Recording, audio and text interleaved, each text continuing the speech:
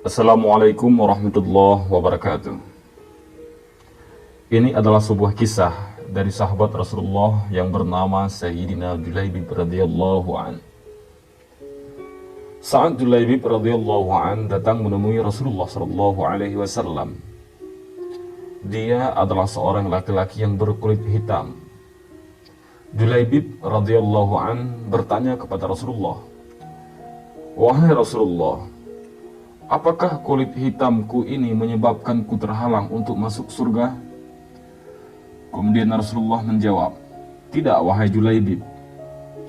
Lalu Julaibib bertanya lagi kepada Rasulullah, "Apakah nasabku jika bukan berasal dari kalangan bangsawan dapat menghalangiku untuk masuk surga ya Rasulullah?" Rasulullah pun menjawab, "Tidak, wahai Julaibib." "Kenapa engkau bertanya demikian?" tanya Rasulullah sallallahu alaihi wasallam kepada Julaibib radhiyallahu an. Julaibib menjawab, "Wahai Rasulullah, aku datang ke hadapanmu dalam keadaan muslim, dan aku bukanlah orang Madinah. Aku berasal dari gurun. Aku telah melamar beberapa gadis dari Madinah, tetapi mereka semua menolak diriku ya Rasulullah. Tidak ada seorang pun dari mereka yang ingin menikah denganku. Jika warna kulit dan nasabku dapat menghalangiku untuk masuk ke surga, maka aku tidak mampu mendapatkan selain daripadanya. Memang sudah keadaanku seperti ini ya Rasulullah." Kemudian Rasulullah SAW memanggil Julaibib. "Tidak, wahai Julaibib. Ta'al, kemarilah. Pergilah engkau ke si fulan. Kemudian katakan kepada mereka bahwa Rasulullah berkata agar mereka menikahkan putri mereka dengan dirimu." Julaibib radhiyallahu an pun pergi mengikuti perintah Rasulullah. Di sana ada seorang laki-laki, ayah dari seorang gadis belia, yang berkata, "Apakah aku pantas menikahkan putriku dengan dia? Memang betul dia manusia, tetapi aku tidak tahu nasabnya, tidak tahu dari mana asalnya, tidak tahu apapun tentangnya. Dia pun tidak tampan dan berkulit hitam." Kemudian ada seorang laki-laki berkata kepada Julaibib dengan sopan, "Dengan senang hati aku mendengar perintah Rasulullah SAW. Kembali beberapa hari lagi agar aku bisa bermusyawarah dengan putriku." Kebetulan putri dari laki-laki tersebut mendengar percakapan ayahnya dengan Julaibib seraya berteriak ketakutan. Gadis itu memahami dengan baik firman Allah Azza wa Jalla dalam surah Al-Hujurat ayat 13. "Ya ayyuhan nas, inna khalaqnakum min dzakari wa untha, wa ja'alnakum syu'uban wa qabaila lita'arafu. Inna akramakum indallahi atqakum."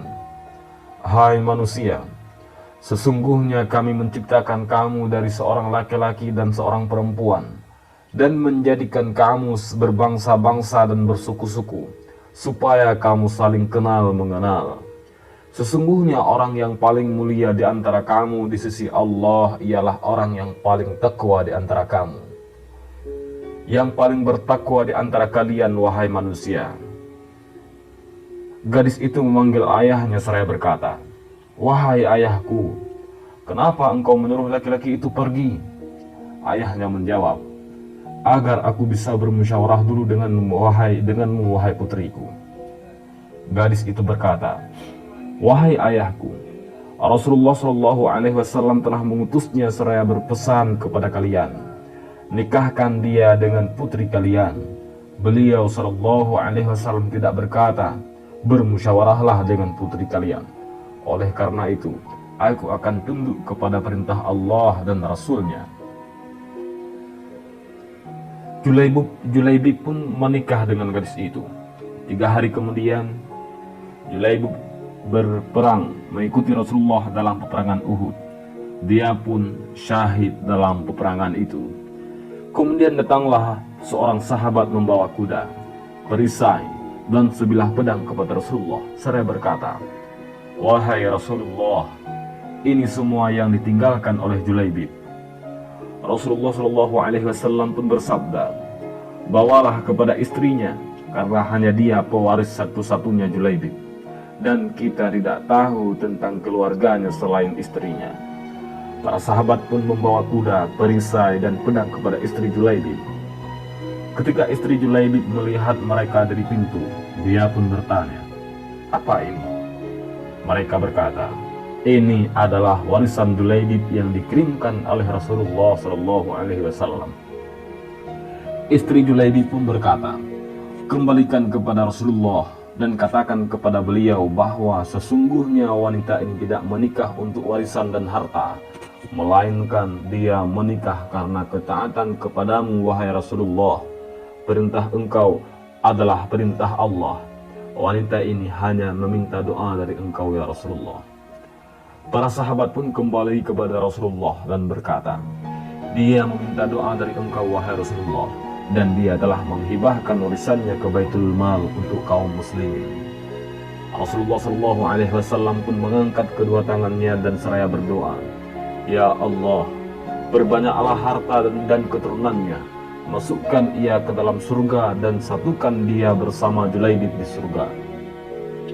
Berkata para sahabat, "Kami menyaksikan ia memiliki 11 anak dan semuanya adalah ulama yang mengajar di Masjid Nabawi. Dan kami juga menyaksikan tidak ada seorang fakir pun yang datang kepadanya, tapi dia berikan harta kepadanya, harta yang menutupi kebutuhannya. Kami pun bertanya kepadanya, 'Dari mana engkau memiliki semua ini?'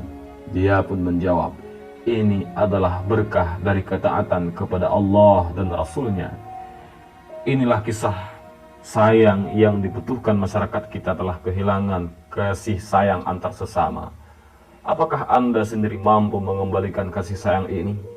Baik untuk diri sendiri ataupun untuk alam semesta, wahai pendengar. Karena di dunia ini telah kehilangan kasih sayang. Mereka meletakkan penyekat-penyekat di antara mereka. Mereka menumbuhkan kebencian di antara mereka. Hingga saat Anda tiba di suatu negeri, seperti orang yang tertuduh sampai Anda diizinkan oleh seseorang yang penuh kecurigaan terhadap Anda. Dan Anda pun penuh kecurigaan kepadanya. Sampai kapan kecurigaan ini tetap ada di antara umat manusia? Sampai kita mampu memperbaiki kembali hubungan-hubungan di alam semesta ini, baik dengan Allah Azza wa Jalla dan juga sesama manusia. Kita telah kehilangan hubungan-hubungan ini, wahai saudaraku. Maka mari kita perbaiki hubungan kita dengan Allah, dan kita tahu bahwa Allah Azza wa Jalla memiliki semua manusia, dan bahwa sesama manusia adalah bersaudara, tidak saling menzalimi dan saling menghina dan tidak saling melecehkan. Assalamualaikum warahmatullahi wabarakatuh.